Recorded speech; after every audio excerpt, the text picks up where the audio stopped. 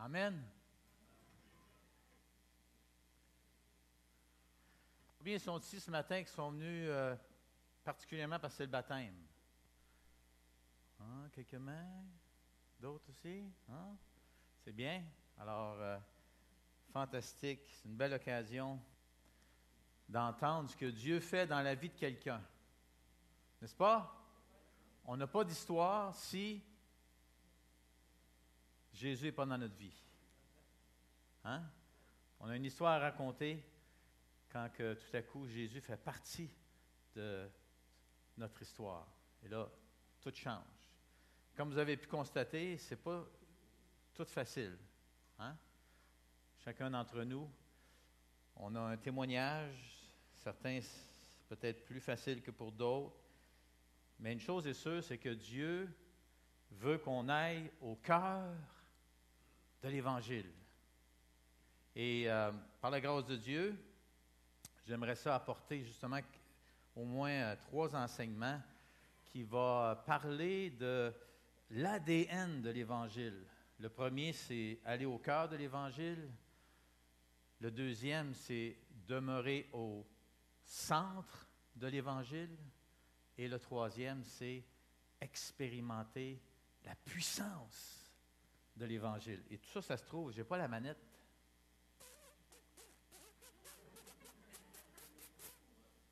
Tchac! Tout ça, ça se trouve dans Galates 2, les versets 11 à 21. Et on commence ce matin avec le verset 15 à 16. Donc, on va au cœur, après ça, on va revenir au centre, puis après ça, on va finir avec la puissance de l'Évangile. Et vous savez, l'Évangile, c'est quelque chose qu'on entend, qui peut-être certains d'entre vous, c'est très commun. Vous avez entendu parler de ça beaucoup. D'autres, ça peut être juste les évangiles qui, pour vous, représentent l'Évangile. Mais c'est quoi ça au juste, l'Évangile? En québécois, on dirait, mais qu'est-ce que ça mange en hiver, l'Évangile? Puis, comment est-ce qu'on peut vivre selon l'Évangile? Alors, c'est quoi que ça fait en hiver, l'Évangile? Et comment l'Évangile doit-il se faire sentir dans ma vie ou dans nos vies? Et là, qu'est-ce que ça vient changer, l'Évangile, dans mon quotidien? Alors, c'est ces 3 aspects-là qu'à travers ces versets et ces thèmes que je vous ai donnés, donc le cœur de l'Évangile, la centralité de l'Évangile et la puissance de l'Évangile, j'aimerais ça regarder avec vous. Et ce matin, on commence avec aller au cœur de l'Évangile. Et juste à revenir en arrière un petit peu, parce qu'il y avait, vous voyez la photo, c'est un cœur, donc le cœur de l'Évangile, mais ça c'est un peu notre logo là, comme Église. Et savez-vous ce que ça représente, ce cœur, avec ces 3 beaux... hein, des fois, on dirait de la chaleur qui sort du cœur, hein, ou la chaleur qui rentre dans le cœur.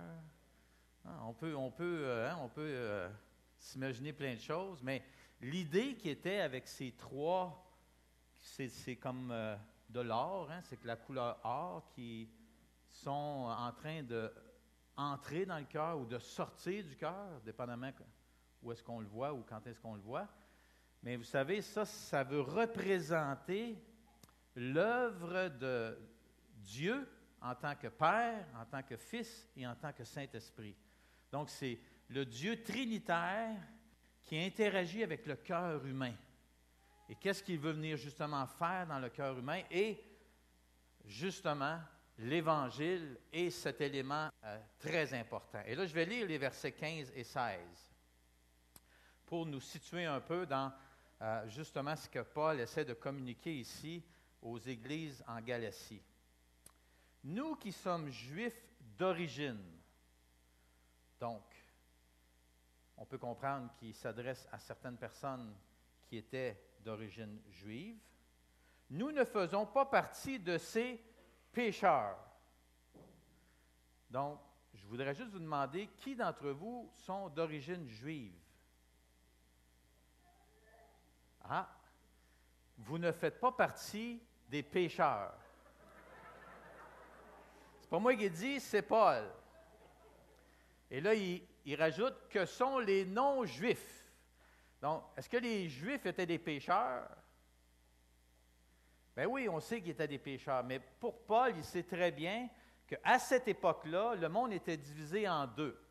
Entre le peuple de Dieu, qui était juif, qui était considéré comme un peuple à part, et les autres, qui étaient des pécheurs notoires, qui ne se souciaient pas des choses spirituelles, du moins pas du point de vue de l'Éternel ou de Dieu, du Dieu d'Israël, et qui vivaient comme bon leur semblait.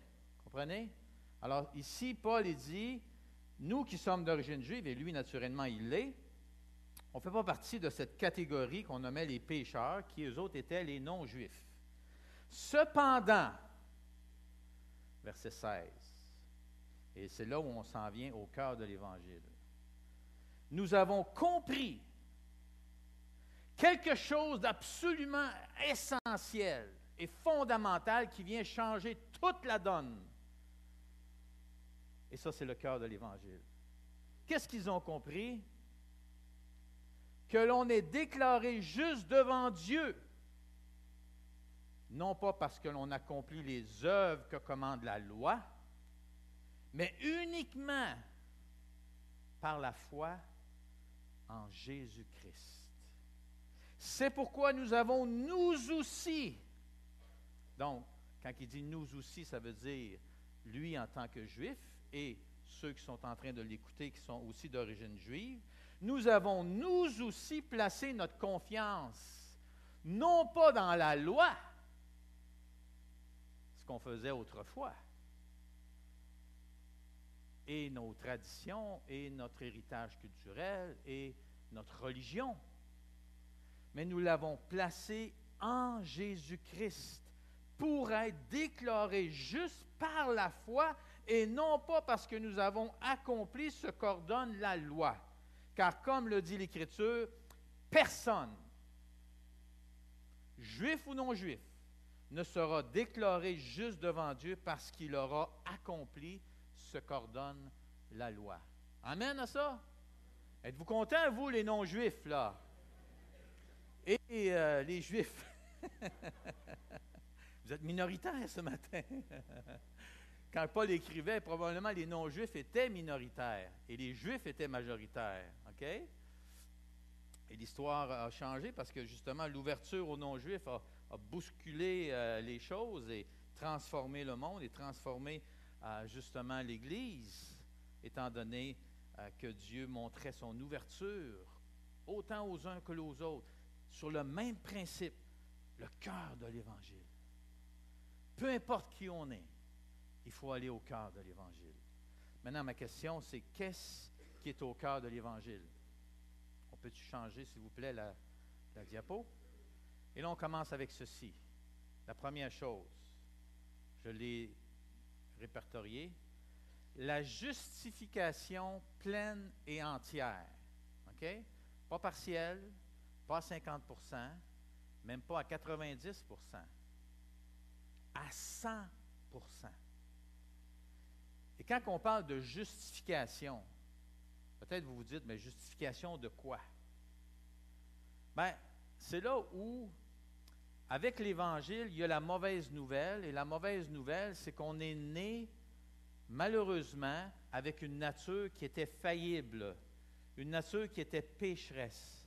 Et parce que nous, on a tous péché, peu importe qui on est, peu importe la meilleure personne qu'on puisse être sur la terre, à travers nos efforts, nos bonnes intentions, nos bonnes œuvres, et ainsi de suite, on a tous failli à la loi de Dieu. Donc, ce que ça veut dire, c'est qu'on a tous un problème. Et que si on se présentait devant Dieu dans une telle condition, bien, on ne serait pas justifié. On serait plutôt déclaré comme étant injuste, comme étant pécheur. Et là, on entend souvent les gens qui vont dire, mais moi, je ne fais pas de mal à personne. Mais Dieu va au-delà de ça. Comprenez? Il va au-delà des actions que l'on pose, qu'on pourrait dire qui font de mal à personne. Il va même au-delà, au-dedans du cœur, justement, et il va au niveau des intentions, des motivations. Il va même dans le domaine où un moment donné, on aurait pu donner un coup de main à quelqu'un ou faire du bien à quelqu'un, puis on ne l'a pas fait. Imaginez-vous, le bien qu'on ne fait pas devant Dieu peut être considéré comme étant un péché. C'est-à-dire, on a manqué notre coup parce qu'on aurait pu faire le bien, puis Dieu dit, je l'ai vu. Je l'ai vu. Puis oui, tu étais pressé. Oui, tu avais d'autres choses à faire. Oui, ça ne te tentait pas. Oui, la personne n'était pas intéressante. Elle ne t'attirait pas, puis ainsi de suite, ainsi de suite. Mais moi, je voulais que tu y fasses du bien. Ça aurait été bien que tu y fasses du bien. Parce que tu n'y as pas fait de bien, eh bien, dans mon livre à moi, c'est noté comme étant mal. Vous savez, quand je commence à compter ça aux personnes, et ça vous est déjà peut-être arrivé, vous autres aussi, puis là, je leur dis ceci. La note de passage pour aller au ciel, c'est quoi? Tu sais, à l'école, ça a déjà été 60 %. Je ne sais plus si c'est encore ça. C'est-tu encore 60? OK. Et puis, si tu t'en vas, mettons, on va dire en médecine, là, est-ce que c'est 60 %? Non. Là, ils trouvent que c'est un peu risqué, là, tu sais, si tu t'en vas être médecin puis tu passes à 61 % tes examens, ils vont en rester peut-être plus souvent sur la table d'opération, tu sais. Fait qu'ils ont monté ça un peu, là, tu sais. Puis, même chose comme comptable agréé et ainsi de suite, avocat. Et donc, on dirait que plus les enjeux sont grands, plus la note est élevée. OK? Fait que là, la personne dit, ben là, 80, 90, c'est 100 %. Quoi? Mais voyons donc. Et là, savez-vous ce qu'ils font comme réponse? Hein, ils sont vite, là. 100 % ou viens pas me dire que tu as 100 %, toi. J'ai dit, en plein raison, je n'ai pas 100 %. Probablement, ma note est moins élevée que la tienne. Fait que si je me fierais sur ma capacité de faire le bien, puis de passer à travers tout ça, puis de répondre tout comme il faut, puis de tout le temps faire, tout le temps, là, 24 heures sur 24, 7 jours sur 7, tout le temps faire ce que Dieu veut, tout le temps faire le bien que Dieu veut, avoir les bonnes intentions, pas avoir de mauvaises pensées. Alors, vous comprenez? 100 %, c'est impossible. Pourtant, l'Évangile dit que Dieu nous offre une justification pleine et entière. En d'autres mots, là, il nous offre un 100 %. Mais là, voyons donc, là, il y a quelque chose qui ne marche pas. Voyez-vous, c'est comme quelque chose là, c'est pas logique ton affaire, ce que tu es en train de dire ce matin. Parce que d'un côté, tu dis que c'est impossible, de l'autre côté, tu dis non, Dieu nous donne un 100 %. Ouais. Alors là, c'est là que ça n'arrête pas là. Hein? Parce que la justification pleine et entière, et là, on va aller à l'autre, par la seule. On va aller à l'autre. En Jésus-Christ seul. Donc là, il y a un lien entre la foi et Jésus. Ce n'est pas juste une question d'avoir la foi, de dire je crois en Dieu. Non, il y a une question d'avoir la foi, mais que cette foi-là, comme Paul le dit très bien dans les versets qu'on a lus tantôt, cette foi-là, elle est en quelqu'un. Puis ce quelqu'un-là, il est très important parce que c'est le Fils de Dieu. C'est la deuxième personne de la Trinité. Et lui, il est venu en tant qu'homme et il était sans péché. Lui, il a eu la note de 100 %. Il a passé tous les tests là, qui étaient là, que nous, on n'a pas passé. Lui, il les a passés dans le sens que non seulement il a passé à travers, mais il a réussi le test. Il a tout le temps fait la volonté de son Père à 100 %. C'est incroyable, hein? Mais Jésus l'a fait. Et donc, on a besoin d'avoir la foi en Jésus, seul. Pas en lui et autre chose, ou avoir la foi et autre chose. Non, la foi en Jésus seul. C'est pour ça que c'est seul, seul. C'est la foi seule en Jésus seul. Et là, ça continue. Pour le préciser, sans les œuvres de la loi. Et encore, on continue, ni les efforts humains d'amélioration, de faire de son mieux, puis ainsi de suite, et pour accomplir la loi de Dieu. Donc, si on met toute la phrase, et là, la prochaine diapo, on met la phrase tout ensemble, c'est la justification pleine et entière par la foi seule, en Jésus seul, sans les œuvres de la loi, ni les efforts humains pour accomplir la loi de Dieu. Bingo! Pouvez-vous le dire avec moi? On lit ensemble. La justification pleine et entière par la foi seule, en Jésus seul, sans les œuvres de la loi, ni les efforts humains pour accomplir la loi de Dieu.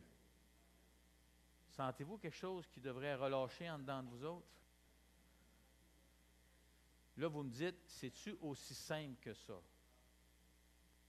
Eh bien, regardez qu'est-ce qui se passe. Prochaine diapo. L'Évangile, là, c'est l'ordre inversé de ce qu'enseignent toutes les religions. Là, vous dites, l'ordre inversé, qu'est-ce que ça veut dire ça? Regardez bien l'ordre que les religions enseignent. On y va, croire. Donc, il faut avoir la foi. Toutes les religions disent qu'il faut avoir la foi, mais ça n'arrête pas là. Il faut avoir la foi plus. Hein? Il faut avoir une foi plus. Pas une foi positive, là. Une foi plus, quoi? Faire le bien et des bonnes œuvres. Donc là, si on a la foi, si on croit en Dieu, et qu'on fait le bien et qu'on a des bonnes œuvres, et qu'on fait plus le bien et des bonnes œuvres que le pas bien et les pas bonnes œuvres, ça égale quoi? Aller au ciel. Toutes les religions enseignent ça. Et là, Paul, dans Galates 2, les versets 12 et 13, il parle d'un groupe qui s'était infiltré dans l'Église. Et on va aller avec la prochaine diapo. Ah oui, ça c'est l'ordre, croire plus faire le bien égale aller au ciel. Et là, le groupe qui s'est infiltré dans l'Église, ou dans les églises en Galatie, parce qu'il y avait plus qu'une église en Galatie, c'était le groupe des circoncis. On peut les appeler comme ça. Donc, c'était des Juifs. Et là, eux sont arrivés, puis ils ont fait tout un impact en Galatie. Et ils ont commencé à enseigner quelque chose qui était différent des religions, puis en même temps qui était très semblable. Parce que regardez bien ce qu'ils ont enseigné. Prochaine diapo. Croire en Jésus le Messie. Donc, eux ont dit, c'est pas juste de croire en Dieu, là. Mais il fallait croire en Jésus comme étant le Messie. Et ça, c'est tout un exploit en soi pour des Juifs à l'époque, parce que là, de croire que Jésus est le Messie, ça, c'était dur à accepter. Ça a été la bataille, là, comme dans l'Évangile de Jean. Tout l'Évangile de Jean est écrit pour démontrer que Jésus est le Messie. Et par ses miracles, par son enseignement, qu'il est effectivement celui qui était promis. Donc, il est le Messie, on n'a pas à remettre ça en question.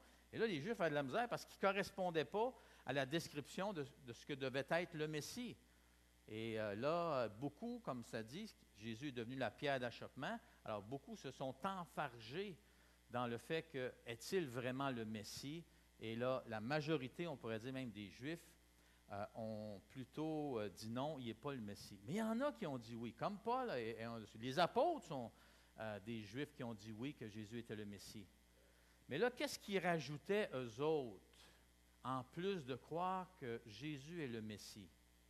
Eh bien, ils rajoutaient ceci, obéir à la loi de Moïse. Donc, c'était comme, écoutez, la loi de Moïse, c'est bon. Jésus est venu, il est notre Messie. Mais là, il faut aussi obéir à la loi de Moïse. Si on n'obéit pas à la loi de Moïse, malgré qu'on croit en Jésus, eh bien, la prochaine, c'est, on ne peut pas aller au ciel. Pour pouvoir aller au ciel, il faut non seulement croire que Jésus est le Messie, mais il faut quand même mener une vie qui est acceptable, honorable, qui plaît à Dieu, qui honore Dieu.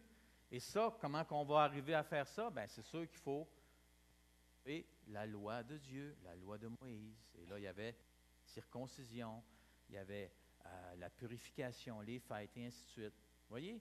Et donc là, il y avait vraiment un ordre qui était différent du premier, mais qui y ressemble aussi. Croire plus obéir égale aller au ciel. Parfois, il y a des gens qui vraiment croient ça encore dans l'Église aujourd'hui, que d'avoir la foi n'est pas suffisant. Il faut aussi avoir l'obéissance. Si je n'ai pas l'obéissance et juste la foi, je ne peux pas aller au ciel. Donc, ça me prend aussi un peu d'obéissance, parce que si je n'ai pas d'obéissance, c'est quelque chose qui ne marche pas. Puis là, on revient à la religion. Facile de tomber là-dedans. Même en croyant que Jésus est le Messie. On tombe dans la religion si aussitôt on commence à dire que ça prend aussi autre chose que la foi en Jésus. Là, je sais qu'il y en a là, qui sont en train de... Hein, là, ça travaille dans votre esprit, puis dans vos pensées, puis là, vous dites, mais il me semble qu'il y a quoi qui ne marche pas dans ce que Benoît est en train de dire, ou il me semble que l'obéissance est important, là, on ne peut pas non plus enlever l'obéissance. Là. Est-ce que c'est ça que je suis en train de dire? Ce que je suis en train de dire, c'est ceci. Pour aller au ciel, ce n'est pas si on obéit ou qu'on n'obéit pas qu'on va aller au ciel. C'est si on a la foi en Jésus. On va à la prochaine diapo, je pense que ça va vous aider un petit peu. L'Évangile. C'est quoi l'ordre de l'Évangile? Hein? Là, à date, on a vu croire en Jésus qui est le Messie. On a vu obéir ou faire le bien, faire des bonnes œuvres, ça ressemble pas mal à tout à la même chose. Et ça égalait aller au ciel. L'ordre de l'Évangile, c'est quoi? Ben, c'est ceci. Regardez bien. Croire en Jésus, le Messie, égale quoi? Aller au ciel. Égale quoi? Obéir à Dieu. Et voici maintenant l'ordre. Croire égale aller au ciel, égale obéir. Autrement dit, la foi qui sauve, elle nous emmène tout de suite à être sauvés. C'est immédiat. On est justifié au moment où on a la foi en Jésus, cette foi qui est en Jésus seul. Que c'est seulement par Jésus que je peux aller au ciel, avoir le pardon de mes péchés. Je crois ça. J'ai placé ma foi en Jésus. Ce n'est pas en moi, en mes efforts, en ce que je suis capable de faire ou de ne pas faire. C'est vraiment seulement parce que lui, Jésus était parfait. Lui, il a eu une note parfaite. Lui, il est mort sur la croix. Puis quand il est mort sur la croix, il a pris tous mes péchés sur lui. Puis quand il est mort sur la croix, puis il a pris tous mes péchés sur lui, bien là, il m'offrait en retour de venir à lui et de croire qu'il était mort à ma place. Et vous savez, l'image du baptême, c'est cette image de la vraie foi ou de la vraie conversion, du vrai salut dans la vie d'une personne. Parce que ce que la Bible enseigne, c'est ceci. Quand Jésus est mort sur la croix, qui a été enseveli, il est ressuscité le troisième jour. Mais celui qui place sa foi encore aujourd'hui en Jésus, seul, comme étant par lui seul, qui peut avoir le pardon de ses péchés, bien, ce que la Bible dit, c'est ceci. C'est qu'on a été identifié avec Jésus sur la croix. C'est comme si nous-mêmes, on était avec lui sur la croix et qu'on mourait sur la croix avec lui. Et que quand il était enseveli, on a été nous-mêmes ensevelis avec lui. Et quand il est ressuscité, on est nous-mêmes ressuscités avec lui. Là, c'est du domaine de Dieu, c'est du domaine spirituel. Ce n'est pas juste une image. Le baptême est une image. Mais le baptême est une image de quelque chose qui s'est réellement passé. Il y a vraiment eu une nouvelle naissance. Et quand il y a eu une nouvelle naissance, à ce moment-là, on est sauvé. À ce moment-là, on est 100% justifié. À ce moment-là, c'est garanti, certain, on s'en va au ciel avec le Seigneur. On n'a rien d'autre à faire parce qu'on s'est identifié à Jésus sur la croix avec sa mort et on est ressuscité avec lui. On est une nouvelle création. On est en Jésus. On n'est plus en nous-mêmes. Et là, Dieu, lorsqu'il regarde Benoît Laverne qui a placé sa foi en Jésus, qu'est-ce qu'il voit? Il voit quelqu'un qui est en Jésus, quelqu'un qui est justifié. Et parce que j'ai cette foi-là qui me donne la justification entière et pleine, la note de 100%, et je suis né de Dieu, je suis identifié à lui, bien c'est certain que l'obéissance va suivre. Voyez-vous la différence? Je suis sauvé, pas parce que j'obéis, je suis sauvé parce que j'ai placé ma confiance en Jésus. Et parce que j'ai placé ma confiance en Jésus, je vais obéir. Il y a quelque chose qui va se passer en moi qui va me donner la capacité d'obéir à Dieu. Mais je ne serai jamais sauvé parce que j'obéis. Ou je ne serai jamais plus sauvé ou moins sauvé parce que j'obéis plus ou j'obéis moins. Comprenez? Maintenant, la foi que j'ai est cette foi qui a justement accepté Jésus comme sauveur personnel et qui m'a amené à recevoir le salut, recevoir la justification et ensuite m'amène à vivre des choses dans ma vie que je n'aurais jamais vécues et que là, je peux vivre parce que là, Jésus fait partie de ma vie. Il fait partie de mon histoire. Et il va faire cette œuvre-là en moi. Il va m'emmener par sa grâce, par sa présence, par la présence de son esprit en moi, à être de plus en plus comme lui a vécu. Mais jamais le degré de mon obéissance va faire que mon salut va être plus ou moins bon ou meilleur ou plus vrai dans ma vie. Ça va changer ma relation avec Dieu, oui, mais ça ne changera pas mon statut devant Dieu, d'être une personne qui a accepté Jésus comme sauveur personnel et qui est sauvé. Maintenant, et là, je vais terminer un petit peu avec ça. Le temps passe vite. Mais quelle différence est-ce que ça fait d'avoir le bon ordre? Si on a tous les éléments, n'est-ce pas ça l'important? On a la foi, on a l'obéissance, on a le salut. Est-ce que l'ordre fait une différence? Et ça en fait une, absolument. Quelle différence ça fait? Et qu'est-ce qui arrive si mon obéissance est justement avant ou après mon salut? Est-ce que ça aussi, ça a un impact? Et on va aller à la prochaine diapo. Alors, qu'est-ce qui arrive en moi si j'ai besoin d'obéir pour être aimé, accepté et béni par Dieu? Pensez-y, là, 2 petites minutes, je vous laisse y réfléchir. Qu'est-ce qui va se passer en dedans de moi si pour être aimé, accepté et béni par Dieu? Ça, c'est lié à mon obéissance. OK? Mais voici ce qui risque de se passer.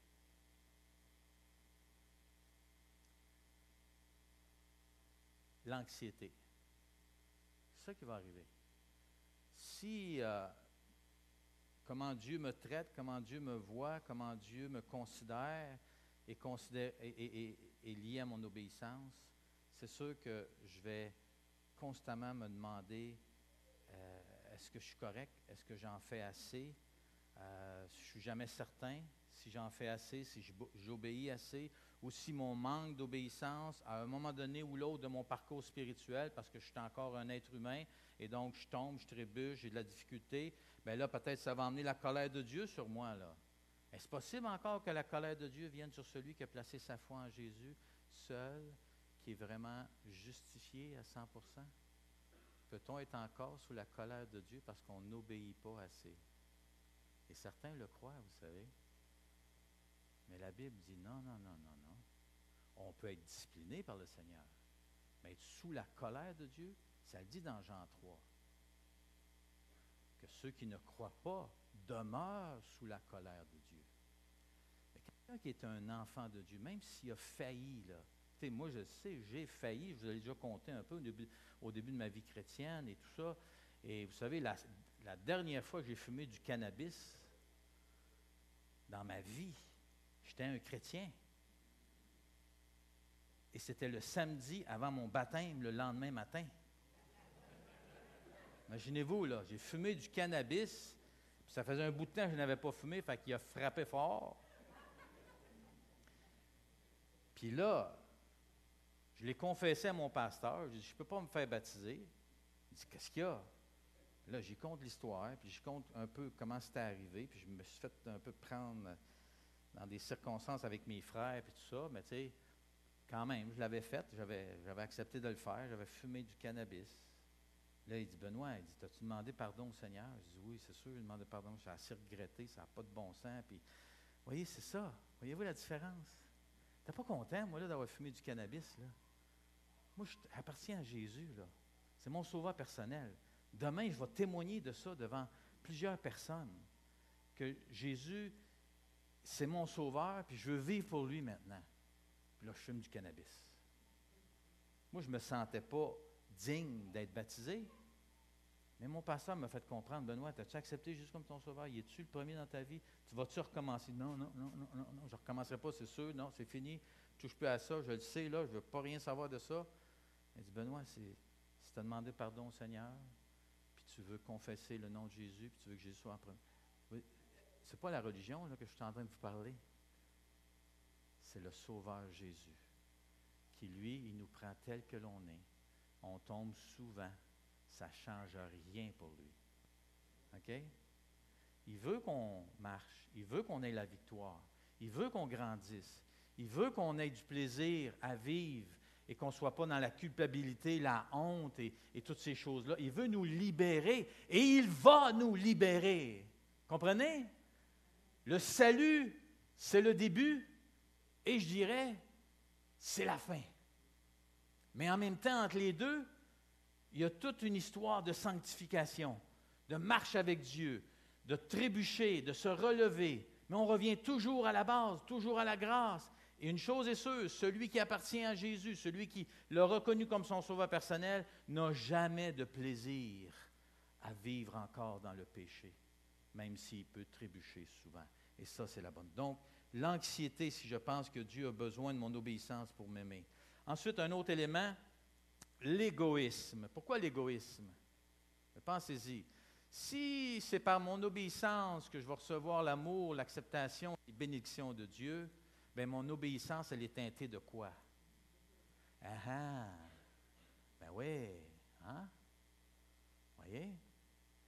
Là, Seigneur, je vais faire ça pour toi, et toi en retour, Hein? Donc, mon obéissance, elle n'est pas débonnaire, là. Mon obéissance n'est pas détachée. Mon obéissance est en vue de recevoir quelque chose de Dieu, de plus. Et là, ce n'est pas par amour. Vous savez, vous comme parents qui avez des enfants, là, vous le voyez quand votre enfant fait quelque chose par amour versus pour obtenir quelque chose, soutirer quelque chose de vous. Vous êtes content qu'il obéisse, ou qu'il fasse le bien, ou qu'il fasse quelque chose qu'il a dit qu'il ferait, puis tatata. Mais quand vous voyez que c'est fait là, d'une façon que c'est pas parce que il y a quelque chose là, et si vous êtes marié, vous le voyez ça aussi. Si votre mari ou votre femme fait quelque chose parce qu'il se sent obligé de le faire, ou parce que s'il le fait, ben là, il va peut-être avoir le gâteau qu'il désire, ou il va pouvoir aller jouer au hockey, ou il va pouvoir aller juste ces jeux de vidéo. Comprenez? Une petite récompense qui vient avec. Tu as fait ça? Ben, en retour, je te donne ça. Ben, c'est correct, c'est le fun, ça marche, ça fonctionne. Mais c'est pas ça hein, qui nous fait tressailler le cœur. C'est quand on voit, regarde chérie, je sais que tu es fatigué, là. Laisse-moi faire la vaisselle. Ah, chérie, tu n'aimes pas ça faire la vaisselle. Je sais, j'aime pas ça faire la vaisselle. Tu sais que j'aime pas faire la vaisselle. Haï, faire la vaisselle. Bon. Mais je t'aime tellement. Puis je vois que tu es fatigué, tu as mal à la tête. Je vais la faire la vaisselle. Ça va me faire plaisir. Puis là, je fais la vaisselle. Puis savez-vous qu'est-ce qui se passe pendant que je fais la vaisselle? Je suis en train de fredonner un petit cantique. Hein? Oh, que je t'aime, mon amour.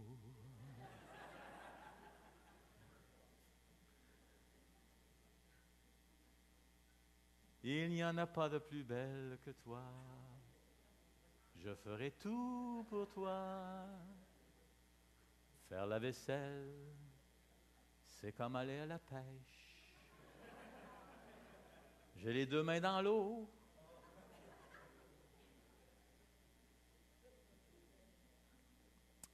Je pense qu'elle va le recevoir, hein? Quand elle sent que ça vient de mon cœur. Mais Dieu, il est après quoi? Il est après notre cœur. C'est ça le cœur de l'Évangile. Vous savez? C'est fantastique. Il y a aussi ce qui risque d'arriver, qui est un danger. Alors, soit l'anxiété, l'égoïsme, on switch, l'orgueil. Parce que là, si vous êtes capable d'assez faire toutes les bonnes choses, toutes les bonnes pratiques, toutes les bonnes disciplines spirituelles, vous êtes bon là-dedans, vous êtes bon dans ces affaires-là, hein, ça se peut que ça vous trahisse au niveau de l'orgueil. Hein? Vous autres, vous l'avez l'affaire. Vous êtes un bon chrétien. Hein?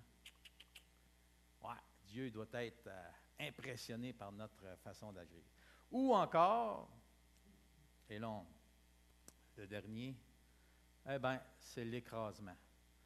Parce que quand on n'est pas aussi bon dans les disciplines spirituelles, qu'est-ce qui se passe? On rentre dans le mur, on s'effoire. Et là, on pense que Dieu, il nous regarde, il est déçu, il dit, qu'est-ce que m'a fait avec celui-là? Il n'a pas l'affaire pantoute. Je perds mon temps. Hein? Je perds mon temps avec un moineau comme ça, là. Ça fait 5 ans qu'il est sauvé, puis regarde, il y a encore de la misère à lire sa Bible. Ah, mon ami. Pas drôle, là. Hein? Qu'est-ce que m'a fait avec lui? Ou avec elle? On l'a envoyé au recyclage. Hein? Non. Dieu, il ne change pas son amour, il ne change pas sa compassion.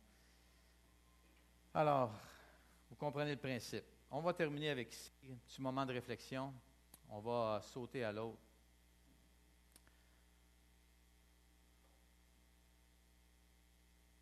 Que retrouve-t-on au cœur de l'Évangile? 3 choses. De l'amour pur. Il ne peut pas avoir un plus grand amour que ce que Dieu a manifesté par son Fils Jésus-Christ. Il y a de la grâce pure. C'est incroyable ce que Dieu nous offre. Il nous offre de nous gracier. Il nous offre de nous aimer en dépit de nous-mêmes, en dépit de nos faiblesses, de nos péchés, de nos défauts, de nos luttes, de nos difficultés, de nos manques de consistance, ainsi de suite. Et de la beauté pure. Vous savez, quand on regarde à la croix, et ça arrive souvent, moi ça me touche beaucoup parce que quand j'accompagne des gens, et je sais que mon épouse aussi, ça arrive, même des fois quand on accompagne des couples ensemble, puis on va ensemble dans la prière, puis on demande à Jésus comment est-ce qu'il veut venir rencontrer le cœur, le désespoir, le découragement, la difficulté, la lutte, l'anxiété, bon, peu importe c'est quoi. Savez-vous souvent ce qui vient comme dans la prière? C'est la croix. C'est comme Jésus nous ramène à la croix. On a tellement besoin de passer du temps à la croix.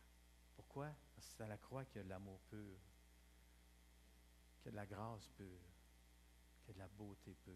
Il n'y a rien de plus beau que Jésus mourant sur la croix pour chacun d'entre nous, par amour, par grâce, parce qu'il voulait nous emmener à lui et à son Père. Alors, on répond comment à un tel amour, une telle grâce et une telle beauté? Bien, la première chose, l'humilité. Ça, c'est l'Évangile. Hein? L'Évangile veut nous emmener simplement à être en contact avec nous-mêmes, au fait qu'on ne l'a pas. Et on ne l'aura jamais. Comprenez? On ne l'a pas et on ne l'aura jamais. On va avoir toujours besoin de Jésus. Et ça, c'est la deuxième chose. On a besoin de nous confier en lui, en ce que lui a fait sur la croix pour nous, en ce que lui a accompli, le fait que lui a eu une note parfaite de 100%. Et la troisième chose, c'est l'obéissance à un si grand Dieu et un si merveilleux Sauveur. Alors ce matin, j'aimerais ça vous inviter. On va prier pour terminer ensemble. On va se lever aussi, peut-être juste pour finir. Peut-être l'équipe de louanges vont venir aussi faire un petit chant. J'aimerais juste vous donner l'occasion de prier au fond et de parler à ce grand Dieu, à ce merveilleux Sauveur, d'ouvrir votre cœur.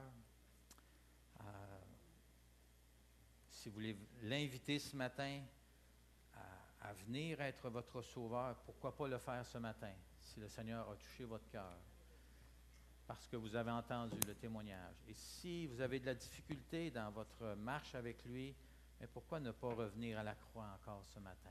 On va prier ensemble, OK? Seigneur Jésus, on se tourne vers toi ce matin pour terminer cette célébration. On veut regarder à toi, Seigneur. On veut regarder encore une fois à ton œuvre, à l'Évangile, cette bonne nouvelle que tu es venu accomplir, que tu es venu annoncer. nous offrir. Et Seigneur, ce matin, s'il y a quelqu'un qui est ici ou qui écoute sur Internet et qui aimerait ça, Seigneur, te demander, Jésus, viens dans ma vie. Ma vie, elle va nulle part. J'ai rien à t'offrir, Seigneur. J'ai rien de bon, vraiment. J'ai fait plus de mal même que de bien dans ma vie. Mais Seigneur, ce matin, tu me dis que tu es mort sur la croix pour moi. Que quand tu es allé à la croix, bien, tu as pris sur toi ce que moi j'ai fait de mal ou le bien que je n'ai pas fait. Et tu m'offres en retour le pardon, la justification. Je veux placer ma confiance en toi ce matin. Je te demande, Seigneur Jésus, pardonne mes péchés. Viens dans ma vie, je te la donne. Sois mon sauveur personnel. C'est mon acte de foi ce matin. Au Seigneur aussi, il y a peut-être des gens qui sont ici ce matin qui ont de la difficulté, sont découragés. Ils regardent à leur propre vie, puis ils s'interrogent énormément. Parce qu'ils se demandent, Seigneur, tu dois être découragé en les regardant aller. Seigneur, est-ce que tu peux venir ce matin vers eux? Est-ce qu'ils peuvent t'ouvrir leur cœur, te donner leur peine, leur honte, le fait qu'ils n'arrivent pas à avancer autant qu'ils aimeraient avancer? Seigneur, peux-tu leur montrer que c'est ton œuvre à la croix qui peut faire la différence dans leur vie? Qu'ils ont simplement besoin de revenir à toi, de ne pas travailler plus fort, mais de te faire davantage confiance en se tournant vers toi. Seigneur, touche leur cœur, qu'ils puissent t'apporter leur fardeau, ouvrir leurs mains ce matin, et dire, Seigneur, prends à nouveau ma vie, je la donne à nouveau, Seigneur. Merci de ta grâce, merci de ton amour, merci de ce que tu as fait à la croix pour moi, Jésus. Merci que ton amour n'est pas dépendant de mon obéissance. Je t'aime, Jésus.